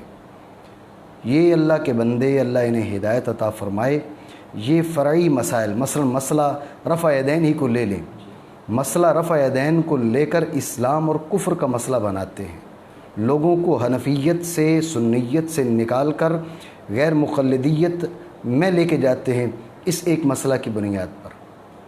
یہ کون سا مسئلہ ہے جس کو آپ نے درجہ عقائد کا دے دیا ہے؟ یہ کون سا مسئلہ ہے جس کی بنیاد پر آپ حنفیوں کو گمراہ کہتے ہیں؟ حالانکہ احناف کی تائید میں، احناف کے موقف پر ان گنت جو ہے وہ احادیث طیبہ صحیحہ موجود ہیں، لیکن بالفرض مان لیا، اگر ہم اس بات کو مان لیں کہ اس مسئلہ میں حنفیوں کی معید احادیث صحیحہ نہیں ہیں، بالفرض اگرچہ ایسا نہیں ہے، اگر یہ مان بھی لیا جائے، یہ انتہائی فرعی مسئلہ ہے، اس ایک فری مسئلہ کی بنیاد پر آپ امت مسلمہ میں انتشار کا باعث بن رہے ہیں، عام مسلمانوں کے ذہنوں کو خراب کر رہے ہیں۔ اور میں اپنے نوجوان طبقہ سے بھی اس بات کا گلہ ضرور کروں گا کہ وہ مسائل کے درجات سے سراسر ناواقف ہیں۔ میرے بھائی، اگر مسئلہ اتنا فری ہے، اس کی بنیاد پر تو اپنے مذہب، اپنے مسلک اہل سنت کو کیوں چھوڑ کے جا رہا ہے؟ ایک وہ مسئلہ ہے، مسئلہ رفع یدین کر لیں، وضع الیدین علی الصدر کر لیں یا تحت السرہ کر لیں، یہ مسائل فرعیہ سے ہے۔ ایک فری مسئلہ کی بنیاد پر آپ اپنے نظریات تبدیل کر دیتے ہیں، ایسی نادانی کی بات ہے۔ تو جہاں پر غیر مقلدین حضرات وہ امت مسلمہ میں انتشار کا باعث ہیں، وہاں پر ہمارے یہ سادہ لوگ مسلمان بھائی بھی، ان پر بھی اعتراض بنتا ہے کہ یہ کس قسم کے مسئلے کی بنیاد پر اپنے مسلک کو تبدیل کر رہے ہیں، کس قسم کے مسائل کو سامنے رکھ کر اپنی فکر کو جو ہے وہ تبدیل کر رہے ہیں۔ تو بہرحال جو بات میں کر رہا تھا کہ یہ جو حدیث پر ہم حکم لگاتے ہیں، مثلا یہ لوگ ضعیف حکم لگا دیتے ہیں، تو ضعیف حکم آسان نہیں ہے۔ آپ اس کے دیگر طرق بھی دیکھتے ہیں۔ جب ایک مدلس ہے، وہ اپنے شیخ سے روایت کر رہا ہے عن کے ساتھ، جب عن کے ساتھ وہ روایت لے رہا ہے، تو اب یہ دیکھا جائے گا کہ کہیں بھی سماع کی تصریح نہیں ہے، یا 1 2 3 4 طرق میں نہیں ہے اور 5ویں طریق میں جا کے سماع کی تصریح ہے۔ اگر سماع کی تصریح 5ویں میں ہے تو یہ 2 3 4 جو طریق ہیں یہ بھی محمول بر سماع ہوں گے، یہ محمول بر انقطاع نہیں ہوں گے۔ اگر کسی بھی طریق میں آپ کو سماع کی تصریح نہیں ملتی تو اب آپ مجبور ہیں، آپ اس کو سماع پر محمول نہیں کر سکتے، کیونکہ آپ نے اپنے طور پر جو کوشش ہے وہ کر لی، اور باوجود کوشش کی آپ کو وہ طریق نہیں ملا جس میں سماع کی تصریح موجود ہو۔ حکم من ثبت عنہ التدلیس انہ لا يقبل منہ الا اذا صرح بالتحدیث۔ اب یہاں پر ایک اور چیز کی طرف اشارہ ہو گیا کہ اب یہ کہہ دیتے ہیں جی اس میں فلاں راوی مدلس ہے۔ میرے بھائی، مدلس کا جو وجود ہے، صرف مدلس کا نفس وجود باعث اعتراض نہیں ہے۔ جب مدلس کا وجود ہے اور وہ اس طبقات سے ہو جن کی تدلیس معتبر نہیں ہے، ابھی میں نے ذکر کیا، پہلا طبقہ وہ ہے جن کی تدلیس مقبول ہے، دوسرا طبقہ ان کی تدلیس مقبول ہے۔ تو ایک تو مدلس کا وجود ہو، اس طبقہ سے ہو جن کی تدلیس مقبول نہیں ہے، اور سماع کی تصریح کسی طریق میں نہیں ملے گی، تب جا کے اس پر اعتراض بنے گا، وہ مقبول نہیں رہے گی۔ یہ قال الشمنی، یہ شین بھی مضموم ہے، میم بھی مضموم ہے، نون مشدد مکسور ہے، شمنی لفظ یوں ہے، قال الشمنی۔ اب یہ کہہ رہے ہیں کہ جناب شمنی رحمہ اللہ تعالیٰ نے کیا فرمایا؟ التدلیس حرام عند الائمۃ، یہ حکم بیان کر رہے ہیں کہ تدلیس کے وہ حرام ہے۔ لیکن میں پہلے ذکر کر چکا کہ تدلیس کے کئی اسباب ہو سکتے ہیں، مدلس الاسناد ہے، مدلس الشیوخ ہے، اور مدلس التسویہ ہے۔ اگر اس کا مقصد حسن ہے تو اب اس کے فعل پر حرمت کا حکم نہیں لگایا جا سکتا۔ روی عن وکی انہ قال لا یحل تدلیس الثوب فکیف بتدلیس الحدیث۔ وکی کہتے ہیں کپڑے کی تدلیس جائز نہیں ہے تو حدیث کی تدلیس کیسے جائز ہو سکتی ہے؟ وجہ سمجھیں کہ کپڑے کی تدلیس تو ایک سامان ہے، اس میں کپڑا آپ کی دنیا کے ساتھ متعلق ہے، اور کپڑے کا نقصان فرد واحد کو پہنچے گا، برخلاف کس کے؟ حدیث کے۔ حدیث کے ہے وہ راہ شریعت ہے، وہ طریق شریعت ہے، طریق اللہ ہے، اور اس کا نقصان ایک بندے کو نہیں پہنچے گا، اس کا نقصان ہو سکتا ہے کہ پوری امت کو پہنچے، اور پھر ادھر دنیاوی مسئلہ ادھر دینی مسئلہ، ادھر فرد واحد کا نقصان ادھر پوری امت کا نقصان۔ تو جس تدلیس کا تعلق دنیاوی معاملات سے ہو وہ حلال نہیں، تو جس تدلیس کا تعلق دینی معاملات سے ہو تو وہ کیسے حلال ہو سکتی ہے؟ جس تدلیس کا تعلق فرد واحد سے ہو، جس کا نقصان ایک آدمی کو پہنچتا ہو، وہ حلال نہیں ہے، تو جس کا نقصان پوری امت کو پہنچنے کا اندیشہ ہو تو وہ کیسے حلال ہو سکتی ہے؟ تو یہ کیا کہا؟ یہ وکی رحمہ اللہ تعالیٰ سے مروی ہے۔ یہاں پر بھی آپ غور کریں، کہا نا لا یحل تدلیس الثوب، تو کپڑے کے عیب کو چھپانا، تو وہ تدلیس جس میں عیب چھپایا جا رہا ہو اس پر یہ حکم لگے گا۔ ابھی میں نے بتایا کہ اگر آپ تدلیس شیوخ کرتے ہیں لیکن آپ اپنے شیخ کے کسی وصف کو لوگوں کے سامنے آشکار کرنا چاہتے ہیں، یہ تو تدلیس عیب نہیں ہے نا، یہ تو کتمان عیب نہیں ہے، لہذا اس پر یہ حکم نہیں لگے گا۔ وبالغ شعبۃ فی ذمہ، شعبہ رحمہ اللہ تعالیٰ نے جو تدلیس ہے اس کی انتہائی مذمت کی ہے۔ آپ نے یہاں تک بھی آپ سے مروی ہے، آپ کہتے ہیں لأن أزنی احب الیہ من ان ادلس، کہ تدلیس سے مطلب مجھے جو زنا ہے وہ اتنا برا نہیں لگ رہا جتنی مجھے تدلیس بری لگ رہی ہے۔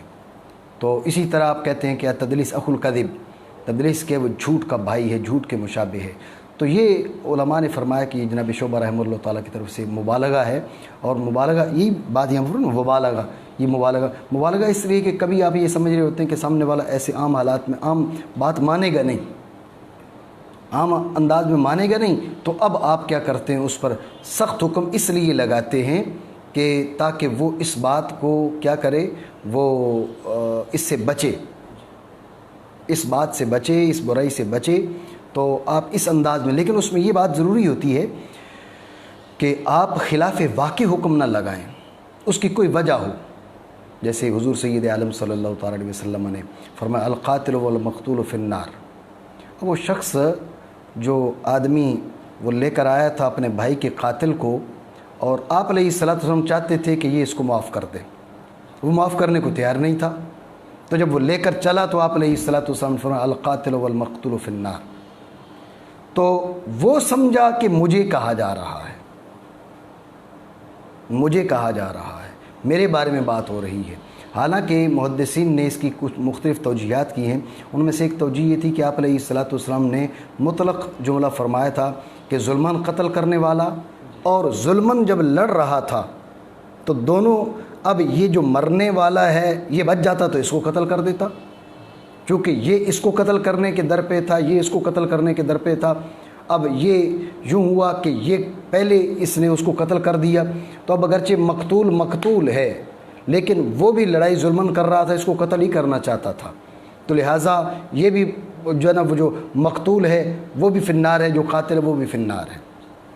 تو جملہ اس لیے آپ علیہ الصلوۃ والسلام نے فرمایا تھا، لیکن اس موقع پر اس لیے فرمایا کہ یہ آدمی اس کو معاف نہیں کر رہا تھا، جب وہ اس کو معاف نہیں کر رہا تھا تو آپ علیہ الصلوۃ والسلام نے یہ جملہ فرمایا تاکہ اس کو معاف کر دے۔ تو کہنے کا مقصد ہے بعض اوقات مبالغتاً تغلیظاً کچھ ایسا جملہ کہا جاتا ہے تاکہ وہ شخص جو کسی نیکی کو، کسی اچھائی کو نہ کر رہا ہو اور کسی غلطی سے باز نہ آ رہا ہو، اس غلطی کا اصلی حکم بیان کرو تو وہ باز نہیں آ رہا، اب آپ اس کے سامنے ایسا جملہ کہتے ہیں کہ جس سے وہ باز آ جائے، لیکن یہاں پر یہ شرط ہے کہ ایسا جملہ کہنے کی وجہ صحیح ہو۔ اب ایک آدمی ہے، وہ مثلاً اس نے کیا کیا، اس نے نماز کے اندر سے کسی سنت کو چھوڑ دیا، تو اب آپ کہتے ہیں کہ نماز کے اندر سے یہ سنت جو چھوڑے وہ دائرہ اسلام سے خارج ہو جاتا ہے، یہ والی اس کے لیے کوئی وجہ نہیں ہے، اس سے یہ تغلیظ جائز نہیں ہے، ٹھیک ہے نا جی۔ تو شعبہ علیہ الرحمٰن نے اس میں مبالغہ کیا تغلیظاً، وبالغ شعبۃ فی ذمہ۔ اب آیا مدلس کی روایت مقبول ہے یا مقبول نہیں ہے، یہ بتاتے ہیں کہ اس میں اختلاف ہے۔ قد اختلف العلماء فی قبول روایت المدلس فذهب فریق من اہل الحدیث والفقہ الی ان التدلیس جرح، تدلیس جرح ہے، اور وان من عرف به لا يقبل حدیث مطلقا، ایک رائے یہ ہے کہ تدلیس چونکہ جرح ہے، تدلیس کی وجہ سے راوی ہو جاتا ہے ضعیف، تو جو حکم ضعیف کی روایات کا وہ مدلس کی روایات کا، ایک رائے یہ ہے، ایک فریق محدثین کا، فقہاء کا۔ بعض نے کہا نہیں مقبول ہے، بعض نے کہا مقبول ہے، اس لیے مقبول ہے، آپ غور کریں کہ اس نے صراحتاً جھوٹ نہیں بولا، اس نے ان فلان کہا، جب اس نے صراحتاً جھوٹ نہیں بولا تو اس لیے ہم اس کی روایت کو قبول کریں گے، لیکن یہ قول زیادہ ضعیف ہے، یہ وکیل یقبل، قیلہ سے اس کے ذوف کی طرف اشارہ کیا، یہ زیادہ ضعیف قول ہے کہ بھئی آپ اس کو مطلقاً کہیں کہ یقبل مطلقاً۔ جمہور کی کیا رائے، اب آتے ہیں۔ وذهب الجمہور الى قبول تدلیس من عرف انه لا يدلس الا عن ثقہ کابن عیینۃ والى رد من كان يدلس عن الضعفاء وغیرهم، کہ جمہور کی رائے کیا ہے، جمہور کہتے ہیں کہ ہم دیکھیں گے مدلس کون ہے۔ میں نے آپ کو بتایا کہ جو ابن حجر رحمہ اللہ تعالیٰ نے طبقات المدلسین لکھے ہیں، یہ مصطلح الحدیث مختصر سا ہمارے سامنے، یہ جو رسالہ مصطلح الحدیث میں خود جو مصطلح الحدیث ہے اور یہ جو فن ہے، فن حدیث درایتاً ہے، یہ بہت لمبا چوڑا فن ہے، میں دراست الاسانید پڑھا رہا تھا، ہمارے طلبہ جو دور حدیث کے تھے وہ پڑھ رہے تھے، تو انہوں نے بھی اس چیز ان میں سے بھی بعض نے اس چیز کا اظہار کیا کہ یہ تو بہت بڑا فن ہے، ہم اگر اس سے آنکھیں بند رکھتے ہیں تو ہم سمجھتے ہیں شاید یہ چند ایک اصطلاحات کا نام ہے، حالانکہ ایسا نہیں ہے، چند ایک اصطلاحات کا نام نہیں ہے۔ ابو بکر خطیب بغدادی رحمہ اللہ تعالیٰ کو لیں تو انہوں نے ایک ایک فن پہ مستقل کتاب تصنیف کی ہے، لیکن ہم یہ نہیں کہیں گے کہ وہ ایک ایک فن پہ ایک ایک کتاب تصنیف کر کے اس علم کا مکمل حق ادا کر دیا، ایسا نہیں ہے۔ علم کا مکمل حق ادا نہیں کوئی کر سکتا، کیونکہ بعد والا اس کے اندر اور اضافے کرتا ہے۔ آپ نے تحقیق کی اور ساتھ کہہ دیا کہ بما لا مزید علیہ، یہ کہہ دیا جب بھی دروازہ کھلا ہوا ہے، تحقیق کا دروازہ بند نہیں ہوتا۔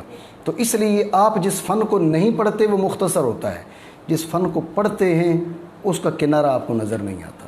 تو بہرحال بہت طویل و عریض فن ہے، خود ایک تدریس کو لے لیں تو اس تدریس میں نہ جانے کتنی آگے اس کے شعبہ جات ہیں، کتنی اس کی شاخیں نکلتی ہیں۔ تو بہرحال ایک وہ درجہ ہے کہ لا یدلس لا ینسب الیہ تدریس الا نادرا، جیسے یہ بن سعید کا میں نے نام ذکر کیا۔ دوسرے طبقہ میں وہ لوگ آتے ہیں کہ جن کی تدلیسات ان کی مرویات کے لحاظ سے انتہائی قلیل ایک چیز، دوسرے وہ ان کی جلالت اور امامت، اس کو دیکھے تو ہمیں یہ نہیں لگتا کہ یہ کیا کرے گا، وہ ضعیف سے تدلیس کر لے گا، اس لیے ان کی جو تدلیسات ہیں، ان کی جو روایات ہیں وہ بھی مقبول ہیں۔ یا ہم نے ان کی تدلیسات کی چھان بین کی، یا ان سے پوچھ لیا، ابن عیینہ سے پوچھ لیا کہ آپ تدلیس کب کرتے ہیں، انہوں نے کہا کہ لا ادلس الا عن ثقہ، تو مطمئن رہے، مجھے 10 لوگ بتاتے ہیں آ کر، جب 10 لوگ آ کر بتاتے ہیں اب میں ایک کا نام لوں تو یہ سمجھے گا کہ ایک شخص سے روایت کر رہا ہے، اور 10 کے نام لوں تو بات طویل ہو جاتی ہے۔ اس سے مجھے یقین ہے کہ ان 10 نے امام محمد رحمہ اللہ تعالیٰ سے مثلا روایت لی ہے۔ جب 10 آدمی مختلف لوگ آ کر مجھے یہ بات بتا رہے ہیں تو اب یقین نہ ہونے کی کوئی وجہ نہیں ہے کہ ضرور امام محمد رحمہ اللہ تعالیٰ نے یہ بات کی ہے۔ تو جب یہ 10 آدمی کہہ رہے ہیں کہ سمعت محمد بن الحسن، تو اب مجھے یقین ہے، تو اس لیے میں کہہ رہا ہوں قال محمد بن الحسن۔ ہاں، یہ میں نہیں کہتا کہ سمعت محمد بن الحسن اس لیے کہ میں نے خود سنا نہیں ہے، تو میری جو تدلیس ہے وہ ثقات سے ہوتی ہے، تو اب ایسے مدلس کی روایت نہ لینے کی کوئی وجہ نہیں ہے۔ ٹھیک ہو گیا۔ وذهب الجمهور الى قبول تدلیس من عرف انه لا يدلس الا عن ثقہ کابن عیینہ، جس کی تدلیس صرف ثقہ سے ہوتی ہو اس کی روایت جس میں تدلیس ہو وہ بھی معتبر ہے، اور جو ثقہ اور ضعیف دونوں سے تدلیس کرتا ہو تو اب اس کی مقبول نہیں ہے۔ لیکن کیا مطلقاً مقبول نہیں ہے؟ کہا نہیں، الا اذا حتی ینص علی سماعہ بقولہ سمعت او حدثنا او اخبرنا۔ ٹھیک ہے نا؟ تو لہٰذا جب تک سماع پہ نص نہیں کرے گا تو مقبول نہیں ہوگی، اور اگر سماع پہ نص کر دے تو پھر مقبول ہے۔ اب آپ ذہن میں رکھ لیں، جو بعض فقہاء نے کہا تھا نا، بعض علماء نے کہا تھا کہ التدلیس جرح، اس پہ جائیں، تدلیس کو جرح قرار دیں تو یہ ضعیف ہو گیا۔ جب یہ ضعیف ہو گیا تو یہ سماع کی تصریح کرے جب بھی مقبول نہیں ہونی چاہیے تھی، کیونکہ ضعیف کی تو روایت مقبول نہیں ہے نا، اس لیے انہوں نے تدلیس کو جرح نہیں قرار دیا۔ انہوں کا تدلیس جرح تو نہیں ہے، جرح نہیں ہے، اس کے باوجود ہم کیا کریں گے، اس کی روایت کو نہیں لیں گے حتی ینص علی سماعہ، جب تک سماع کی تصریح نہیں کرے گا ہم لیں گے نہیں۔ لیکن تدلیس کو جرح کہہ کے اس کی تمام تر مرویات کو ہم درجہ اعتبار سے ساقط بھی نہیں کریں گے۔ وہ بعض علماء کی رائے تھی جنہوں نے کہا تدلیس ہے، جرح ہے، ذہن میں رکھیں، ان کی رائے کے مطابق سماع کی تصریح کرے یا نہ کرے اس کی روایت ضعیف ہے، اس لیے کہ یہ جرح ہے۔ تو جمہور کی رائے یہ ہے کہ نہیں، تدلیس جرح نہیں ہے۔ بعض تو وہ مدلسین ہیں جو سماع کی تصریح نہ بھی کریں جب بھی مقبول ہے، بعض وہ مدلسین ہیں کہ جو ثقہ اور ضعیف دونوں سے تدلیس کرتے ہیں، تو اب ان کی ہم روایت یوں تو قبول نہیں کریں گے، لیکن سماع پر نص کرے تو قبول کریں گے۔ اس کا مطلب ہے کہ انہوں نے تدلیس کو جمہور کے نزدیک تدلیس جرح نہیں ہے۔ ٹھیک ہو گیا۔ بے قول سمیت و حدثنا و اخبرنا۔ اب لوگ تدلیس کیوں کیا کرتے تھے اس کی وجہ بیان کرتے ہیں، والباعث علی تدلیس قد یکون لبعض الناس غرض فاسد، کبھی غرض فاسد ہوتی ہے، مثل اخفاء السماع من الشیخ لصغر سنہ، او عدم شہرت ہی وجاہی عند الناس، بات یہ کہ وہ سمجھتا ہے کہ یہ اس کی عمر کم ہے، لوگ اس کی روایت کو نہیں لیں گے، یا وہ غیر مشہور ہے، یا لوگوں کی نظر میں اس کی کوئی بڑی اہمیت نہیں ہے، تو اس سے کیا ہو جائے گا، میری روایت کی اہمیت فوت ہو جائے گی۔ بھائی تو روایت کے ذریعے لوگوں کی نظروں میں بڑا بننا چاہتا ہے، تو یہ غرض فاسد ہے، تو لہٰذا یہ بات بری ہے۔ لیکن ائمہ سے جو تدلیس واقع ہوئی وہ اس پر معمول نہیں ہوگی۔ یہ آگے یہ کہہ رہے ہیں والذی وقع من بعض الاکابر لیس لمثل هذا بل من جہت وثوقہم لصحت الحدیث، ان کو وثوق ہے حدیث کی صحت کا، تو اس لیے انہوں نے سند کو بیان کرنے کی ضرورت نہیں سمجھی، یا کیا وثوقہم لصحت الحدیث واستغناء، آپ کے پاس یہ لفظ واستغناء ہی ہے یا والاستغناء ہے؟ واستغناء حمزہ کے ساتھ، لیکن آگے ہا ہے نہیں ہے، نہیں بشہرت الحال، ہاں تو چلے واستغناء ان بشہرت الحال، کہ شہرت حال کی وجہ سے وہ کیا کی انہوں نے، چونکہ اس کا حال معروف تھا اس لیے انہوں نے کیا کیا، اسی پر یہ استغناء ہی ہو جاتا تو زیادہ مناسب تھا، بہرحال کہ حال مشہور ہونے کی وجہ سے، شہرت حال کی وجہ سے انہوں نے اسی پہ استغناء کی کہ بھئی اب حدیث معروف ہے، لہذا اس کا نام لینے کی، بیچ میں جو راوی اس کا ذکر کرنے کی حاجت نہیں ہے، یا بیشتر لوگوں کو معلوم تھا فلاں شخص اس کا راوی ہے، اس دور کے بیشتر لوگوں کو معلوم تھا اس حدیث کا راوی فلاں ہے، تو جب اس حدیث کا راوی فلاں ہے تو اب بھی ضرورت نہیں تھی، ٹھیک ہے۔ قال الشمنی رحمہ اللہ تعالی يحتمل ان يكون قد سمع الحديث من جماعة من الثقات وعن ذلك الرجل فاستغنى بذكره عن ذکر احدهم او ذکر جميعهم، تو شمنی رحمہ اللہ تعالی نے فرمایا کہ یہ ہو سکتا ہے کہ اس نے ایک حدیث کو بہت سے لوگوں سے روایت کی، سنا ہو، ان بہت سے لوگوں نے پھر آگے ایک آدمی سے سنا ہو، جب بہت سے لوگوں سے سنا، اب اس نے سوچا کہ میں حدیث بیان کرتے ہوئے کسی ایک کا ذکر کروں تو مناسب نہیں ہے، اس لیے کہ 9 اور بندے بھی ہیں، 10-15 اور بندے بھی ہیں جنہوں نے مجھے یہ حدیث بیان کی ہے، تو اب میں ایک کا ذکر کروں تو مناسب نہیں ہے، سب کا ذکر وہ باعث تطویل تھا، اس لیے اس نے یقین کی بنیاد پر کہہ دی قال فلان، جیسے ہمارے اکابر سے جو واقع ہوئی وہ اسی پہ محمول ہے۔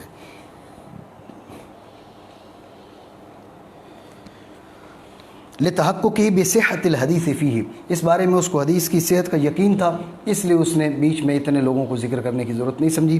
کما یفعل المرسل، جیسے مرسل کر دیتا ہے، جیسے ہم نے اوپر بات کی تھی کہ احناف کے امام ابو حنیفہ رحمہ اللہ تعالیٰ کے ہاں مرسل مخصوص شرائط کے ہوتے ہوئے حجت ہے، تو اس میں سے بعض جو مرسلین ہیں ان سے پوچھا گیا تو انہوں نے تصریح کی کہ جب میں روایت کرتا ہوں کہ جماعت سے تو اب میں مقام الیقین پہنچ جاتا ہوں، اس لیے میں اس شخص کا ذکر کر دیتا ہوں، سامنے والے کا، اور بیچ میں سے لوگوں کو ذکر کر دیتا ہوں، سیدھا میں کہہ دیتا ہوں قال رسول اللہ صلی اللہ تعالیٰ علیہ وسلم۔ لیکن جب میں 2-4 اتنی لوگوں سے نہیں روایت کرتا، ایک آدمی سے روایت کرتا ہوں تو اب میں اس کا نام لے دیتا ہوں، اس کے حوالے ڈال دیتا ہوں، جب مجھے یقین ہوتا ہے تو میں قال رسول اللہ صلی اللہ تعالیٰ علیہ وسلم کہہ دیتا ہوں، جب اس مقام یقین پر نہیں پہنچتا تو اس وقت میں قال فلان الرسول اللہ صلی اللہ تعالیٰ علیہ وسلم کہہ دیتا ہوں، ٹھیک ہے نہیں۔ کما یفعل المرسل، یہ اسی بات کی طرف اشارہ ہے۔ یہ ساری گفتگو ہوئی ہے مدلس کے بارے میں، تو یہاں پر مرسل خفی کو انہوں نے ذکر نہیں کیا اور اعتراض نہیں کیا جا سکتا، اس لیے کہ انہوں نے پہلے کہہ دیا تھا کہ میں نے بعض بیان کرنے ہیں۔ یہاں پر بیچ میں بیان کر رہے ہیں کس کو کہ کاوین وقع فی اسناد او متن اختلاف من الروات بتقدیم و تاخیر او زیادت و نقصان او ابدال راو مکان راو آخر او متن مکان متن او تصحیف فی اسماء السند او اجزاء المتن او بے اختصار او حذف او مثل ذالک فالحدیث مضطرب۔ حدیث مضطرب یہ ہے کہ جس کے اندر ایسی کمی بیشی تقدیم تاخیر، مختصر لفظوں میں ایسی کمی بیشی تقدیم تاخیر ہو کہ اب جمع بین الروایات ممکن نہ ہو، یہ مضطرب ہے۔ سند میں یا متن میں ایسی کمی بیشی تقدیم تاخیر واقع ہو کہ جمع بین الروایات ممکن نہ ہو تو اب یہ مضطرب ہے۔ انہوں نے آگے کئی انواع کی طرف اشارہ کر دیا کہ کس قسم کی ہو سکتی ہے۔ یہاں پر ایک ذہن میں رکھیں، یہاں بعض ایسی بھی ہیں کہ جن کے بارے میں مستقل انواع ہیں علوم حدیث کی، اب دیکھیں نا،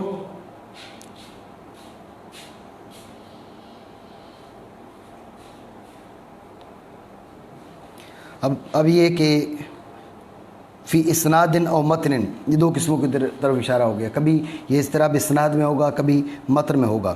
اختلاف من الروات بتقدیم و تاخیر، یہ بعض اوقات یہ مقلوب کی قسموں میں بھی شامل ہو جائیں گی، کیونکہ اس میں بھی تقدیم و تاخیر اور زیادت و نقصان، کبھی زیادت و نقصان، زیادت کی وجہ سے ایک مزید فی متصل اسانید بھی بن جاتی ہے، ٹھیک ہے۔ اور ابدال راون مکان راون آخر متن، یہ متن جو ہے متن کو بدلنا، یہ مدرج کی اقسام میں بھی داخل ہوتی ہے۔ تصحیف، یہ مصحف اور محرف بھی بن جاتی ہیں۔ مصحف یہ ہوتی ہے کہ اس کے اندر تبدیلی کیا ہوتی ہے، نقطوں میں تبدیلی ہوتی ہے، حرکات میں تبدیلی ہو یا نہ ہو۔ نقطوں میں تبدیلی ہے تو مصحف، حرکات میں تبدیلی ہو اور نقطوں میں نہ ہو تو محرف۔ نقطوں میں تبدیلی ہو، حرکات میں ہو یا نہ ہو، جیسے من ساما ستم من شوال، تو بعض روات نے کہا من ساما شیئا من شوال، اب ستن سے شیئن یہ مصحف ہے۔ اور حدثنی ابی بن کعب، ابیٌ، اس کو بعض نے کہا ابی، ٹھیک ہے، تو ابی سے ابی یہ تحریف ہے، یہ محرف ہے، ٹھیک ہے۔ تو کہنے کا مقصد یہ میں آپ کو جو گزارش کر رہا ہوں کہ مضطرب میں انہوں نے کئی ایک چیزوں کو ذکر کیے ہے، اور ان میں سے آگے مستقل انواع بھی ہیں، لیکن مستقل انواع جو شمار ہوتی ہیں وہاں پر عام طور پہ اجتماع ممکن ہوتا ہے، جمع ممکن ہوتا ہے، جمع ممکن نہیں ہے تو وہ مضطرب ہے۔ اسی لیے انہوں نے کیا کہا کہ اچھا انہوں نے بعد میں آگے کن فینم کل جمع ہوا بعد میں کرتے، تو مضطرب وہ ہوگی۔ خلاصہ گفتگو اس کے بارے میں یہ ہے کہ اس کے اندر ایسی تبدیلی، ایسی تقدیم تاخیر، ایسی زیادت نقصان ہوئی کہ جمع ممکن نہ رہا۔ ذہن میں رہے جب تک جمع ممکن ہے وہ مضطرب نہیں کہلاتی، جمع ممکن نہیں ہے تو وہ مضطرب ہے۔ انہوں نے جو شیخ محقق رحمہ اللہ تعالیٰ نے جو ذکر کی ہیں اس کے اندر تعریف، اس کے اندر بہت سی اور بھی انواع ہیں، جیسے میں نے آپ کو کہا مزید فی متصل اسانید، اس میں آ جائے گا مدرج، آ جائے گا مدرج المتن ہے، مدرج الاسناد ہے، مصحف ہے، محرف ہے، مقلوب ہے، بہت سی اقسام اس کے اندر آ جاتی ہیں جن کی طرف انہوں نے اشارہ کیا بالاختصار، ٹھیک ہو گیا۔ اگر واقع ہو اسناد کے اندر، متن کے اندر راویوں کی جانب سے اختلاف، یہ اختلاف ضروری ہے، اضطراب کے لیے یہ اس کا رکن ہے اختلاف، اختلاف نہیں ہے تو مضطرب نہیں ہے۔ اب اختلاف کے آگے انواع ہو سکتی ہیں، تقدیم کے ذریعے اختلاف ہے، تاخیر کے ذریعے ہے، زیادت کے ذریعے ہے، نقصان کے ذریعے ہے، ایک راوی کے دوسرے راوی سے تبدیلی ہو گئی ہے، یا ایک متن کی جگہ دوسرا متن آپ نے لگا دیا، ایک متن دوسری جگہ دوسرا متن، یہ مدرج کی اقسام میں سے بھی شمار ہوتا ہے جسے انہوں نے مضطرب میں شامل کیا ہے۔ یا سند کے ناموں میں تصحیف آ گئی ہے، یا متن کے اجزاء میں تصحیف آ گئی ہے، یا اختصار مختصراً روایت کر دیا، یا اس میں حذف کر دیا، یا اس کی مثل اور بھی کئی ایک تبدیلیاں ہو سکتی ہیں، حدیث مضطرب ہے۔ انہوں نے پہلے کہہ دی حدیث مضطرب ہے، حالانکہ جو محدثین ہیں علماء انہوں نے تصریح کی ہے کہ لم یمکن الجمع، جمع ممکن نہیں ہے تو حدیث مضطرب ہے، جمع ممکن نہیں ہے تو حدیث مضطرب، جمع ممکن ہو تو اب حدیث مضطرب نہیں ہے۔ تو بہرحال انہوں نے پہلے مضطرب کہا، پھر کہا ان امکن الجمع فبہا، اگر جمع ممکن ہے تو پھر ٹھیک ہے ہم اسی کے مطابق چلیں گے۔ وَإِلَّا فَالتَّوَقُّفِ حکم کا بیان ہے۔ حدیث مضطرب میں یہ دیکھا جائے گا کہ روایات جمع ممکن ہے، جمع ممکن نہیں، میں مثال دے رہا ہوں اگرچہ وہ مضطرب کی تقسیم نہیں، وہ مضطرب کی قسم نہیں ہے۔ جیسا کہ فرمایا نا کہ عرش کے سائے کے نیچے چند قسم کے لوگ ہوں گے، ان میں سے ایک قسم کیا کہ لا تعلم شمالہ ما تنفق یمینہ، وہ شخص جس کا دایاں جو خرچ کر رہا ہے بائیں کو خبر نہیں ہے، یعنی چھپ کے خرچ کر رہا ہے۔ ہمارے آج کے دور کی طرح نہیں کہ جو بھی دینا ہے کسی غریب کو ایک تو 5-10 لوگوں نے مل کر دینا ہے، اور وہ راشن جو دیے جا رہا ہے وہ 500 700 1000 روپے کا ہے، اور اس کی پکچر کو وائرل اتنے پوری دنیا میں ایسے کیا جاتا ہے کہ جو ہے جیسا کہ مطلب کہ بہت بڑا کام کیا گیا ہے۔ تو یہ لا تعلم شمالہ ما تنفق یمینہ میں نہیں آتا۔ میں یہ نہیں کہوں گا کہ ایسے لوگوں پر کوئی فتویٰ میں لگاؤں گا، ایسی بات نہیں ہے، ان کا اس سے کیا مقصد ہے وہ جانتے ہیں، رب جانتا ہے۔ بظاہر یہ کام ٹھیک نہیں ہے، لیکن اگر ان کی کوئی اچھی نیت ہے تو اللہ رب العالمین اچھی نیت پر ان کو ثواب عطا فرمائے، لیکن اگر نیت اچھی نہیں ہے تو اللہ رب العالمین ہدایت عطا فرمائے۔ تو بہرحال جو لوگ عرش کے سائے میں ہوں گے ان میں سے ایک فرمایا کہ لا تعلم شمالہ ما تنفق یمینہ، تو صحیح مسلم میں یہ الفاظ بھی موجود ہیں، لا تعلم یمینہ ما تنفق شمالہ، یہ تقدیم تاخیر ہو گئی ہے، لا تعلم شمالہ ما تنفق یمینہ، اس کی جگہ لا تعلم یمینہ ما تنفق شمالہ۔ تو اب کہ ترجیح یہاں ممکن ہے، ترجیح کیسے ممکن ہے؟ دیکھیں جو انفاق ہے وہ یمین سے ہوتا ہے، شمال سے ہوتا ہے، وہ تو یمین سے ہوتا ہے، تو لہٰذا معلوم پڑ گیا کہ لا تعلم یمینہ ما تنفق شمالہ، اس میں تبدیلی آئی ہے، اصل ہے لا تعلم شمالہ ما تنفق یمینہ۔ تو اگر تو اس طرح کا ترجیح ممکن ہو، جمع ممکن ہو، تو پھر ہم اسی کے مطابق عمل کریں گے، اور اگر نہ جمع ممکن ہو نہ ترجیح ممکن ہو کا پھر توقف کریں گے۔ اور آپ ایک چیز یہاں پر یہ بھی دیکھیں، انہوں نے آداب کا کیسے لحاظ کیا، وَإِلَّا فَالتَّوَقُّفُ، اصل میں توقف کو رد لازم ہے۔ جب آپ روایات کو نہیں لے رہے، توقف کے مطلب یہ ہے کہ روایت مردود ہے، جب مقبول نہیں ہے تو لازمی بات ہے مردود ہے، لیکن یہ آداب ہوتے ہیں کہ آپ اب روایت کی بات کر رہے ہیں، روایت حدیثیہ کی بات کر رہے ہیں، آپ کہہ رہے ہیں کہ یہ روایت مردود ہے، تو یہ ادب کے تقاضوں کے خلاف ہے، اس لیے انہوں نے ادب کا لفظ بولا کہ کیا ہے، ہم توقف کریں گے۔ تو ابن حجر رحمہ اللہ تعالیٰ نے بھی یہ الفاظ استعمال کیے ہیں نخبۃ الفکر کے اندر کہ توقف کریں گے۔ یہ آداب جو ہیں یہ ضروری ہے، اس لیے کہ آپ کسی بھی معاملے میں بات کرتے ہیں، ابن حمام رحمہ اللہ تعالیٰ نے کسی حدیث کے بارے میں ذکر کرتے ہوئے کہا کہ ان احادیث کو ہمارے شیوخ نے روایت تو کی، ذکر تو کیے ہے، لیکن ہماری کوتا نظری نے انہیں ہماری نظروں سے چھپا دیا۔ لیکن یہ آداب ہے، یہ طریقہ نہیں ہے، اور نہیں جی بالکل غلط ہے، اس کی تو اصل ہی نہیں ہے، یہ تو بالکل ایسے، یہ ساری کی ساری من گھڑت ہے، تو اس طرح کی بات کرنے سے بہتر ہے کہ آداب کا لحاظ کیا جائے۔ اگر جمع ممکن ہو فبیہا، یعنی بہاد الخصلت تؤخذ، بہا میں آ کا مرجع ہوگا تلک الخصلہ یا تلک الصورہ، فبہاد الخصلت تؤخذ والا فالتوقف، اگر جمع ممکن نہیں ہے تو اب توقف ہوگا۔ ایک اور قسم یہاں پر ذکر کر رہے ہیں مدرج کی، وَإِنْ أَدْرَجَ الرَّاوِي كَلَامَهُ أَوْ كَلَامَ غَيْرِهِ مِنْ صَحَابِيٍّ أَوْ تَابِعِيٍّ مثلاً لغرض من الأغراض كبيان اللغة أو تفسير للمعنى أو تقييد للمطلق أو نحو ذلك فالحديث مدرج۔ ایک حدیث ہوتی ہے حدیث مدرج، حدیث مدرج کی پھر دو قسمیں، مدرج الاسناد اور مدرج المتن۔ مدرج الاسناد اور مدرج المتن، پھر اس کی آگے مدرج الاسناد کی بھی آگے چار صورتیں بن جاتی ہیں۔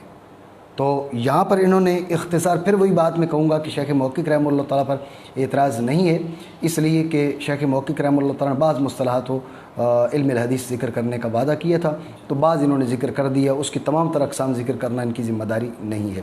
تو بہرحال مدرج کی ایک قسم یہ ہے کہ راوی نے اپنی کلام کو متن کے اندر ایڈ کیا، جوڑا، لیکن اس میں یہ چیز دیکھی جائے گی کہ آیا اس کی کلام متن سے ممتاز ہے یا ممتاز نہیں۔ اگر ممتاز ہے تو مدرج نہیں، ذہن میں رکھیں، ممتاز نہیں رہی، بعد والوں نے اس انداز میں روایت کیا کہ وہ امتیاز باقی نہیں رہا، یہ مدرج ہے۔ یہ جو گفتگو ہے یہ مدرج المتن کی جانب مشیر ہے کہ آپ ایک حدیث ہے انما الاعمال بالنیات، کہا انما الاعمال بالنیات، اب بیچ میں راوی نے کہا کہ اے جمیع الاعمال، جمیع ما عمل العبد، یہ کہہ دیا اس نے، اے جمیع ما عمل العبد، یا بیچ میں بریکٹ لگا کے اس نے ایڈ کر دیا۔ اب بعد والوں نے جو روایت کیا وہ کیا کیا، انما الاعمال جمیع اعمال العبد